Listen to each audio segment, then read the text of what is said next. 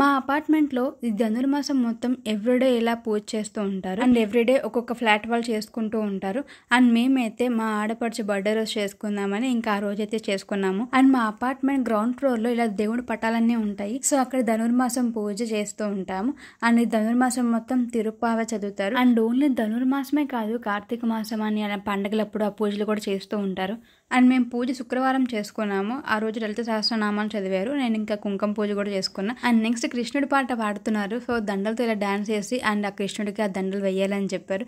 So ఇంకా మేమిద్దరం అలా వేసాము. మేమే కాదు, ఇంకా మా అత్తయ్య గారు వాళ్ళు, మా ఆడపడుచు అలా అందరం వేసి తర్వాత ఆ దండలో కృష్ణుడికి చూపించి రాధకి వేయాలి, రాధకి చూపించి కృష్ణుడికి వేయాలి. సో ఇంకా అలానే వేసాము. అండ్ నెక్స్ట్ ఇంకా కృష్ణుడి పాటలు ఒకటి, అమ్మవారి పాటలు అండ్ హనుమాన్ చాలీసా ఇవి కూడా చదివారు. అండ్ లాస్ట్లో ఇంకా దేవునికి నైవేద్యం చూపించి హారతి అయితే ఇచ్చాము.